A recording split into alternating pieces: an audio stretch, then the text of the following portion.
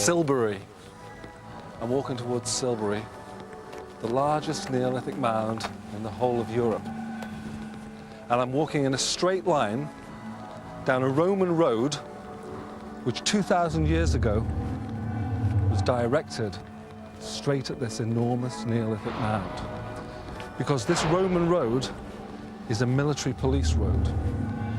And the mere fact that the Roman engineers considered it important to align their military road with Silbury shows that even 3,000 years after it was built, Silbury had an enormous power to be exerted on the people and the landscape around here.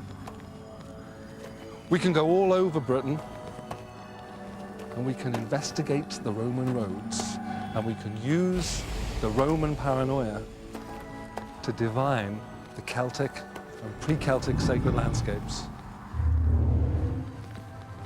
Silbury.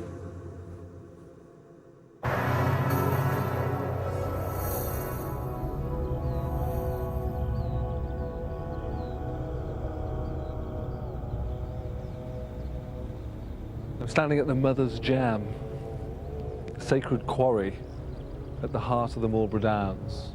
For thousands of years, humanity felt no need to build their own temples. Instead, they'd come to great sacred outpourings of the Mother Earth. Huge waterfalls, significant yew trees, and then natural stone temples. And here at the Mother's Jam, I once picked 27 different types of mushrooms in under an hour. That's how fabulous this place is. But of course, as humanity changed, it was to these significant stones that they came when they needed material for their first temples. And so, it was 3 miles that they dragged stones from the Mother's Jam all the way over to the west to create the stone circle of Avebury. But of course, nobody moves 38-ton stones without a considerable amount of thought. They would have examined each stone. They would have mused upon it with friends. They would have said, I think we should take this stone. I mean, I remember my great-grandfather having a great dream here. I remember him saying to my grandmother, that's a dreaming stone. I know what you're saying, but somehow this stone wouldn't look good in a circle. Would it look good upright? Yeah, but are we actually putting it up to look good, or are we putting it up because of the significance of it?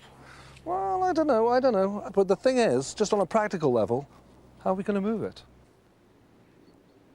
And these conversations would carry on, where they would have to be pragmatic. They would have to make sense. We'll pick this stone because it looks good, it'll make sense standing upright, and it has significance.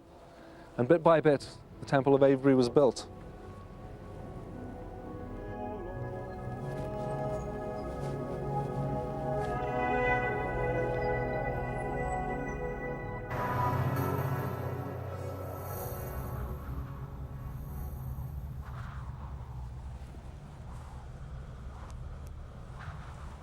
Whenever I come to the polisher stone, I'm immediately transported back to the time when people didn't even need to build monuments.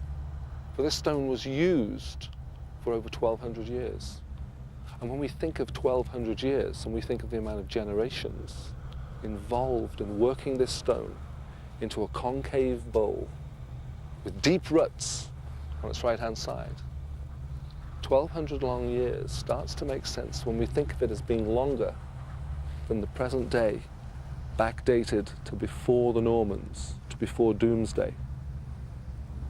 People were up here polishing their stone axe heads, engaging in conversation, looking down on the same landscape that they'd been visiting for thousands of years. And the polishing stone would be used for everyday items, for polishing working axes. All the flint on these downs needed to be constantly resharpened for reuse. The Neolithic was especially a time of ceremonial objects. Rough versions of this ceremonial axe head would have arrived here would be gradually worked and worked and worked, and then into the grooves, going down deep, endlessly back and forth, until this phenomenal and significant ritual object was created, something which the Neolithics managed to become absolutely obsessed with, for in that way they were no different from us.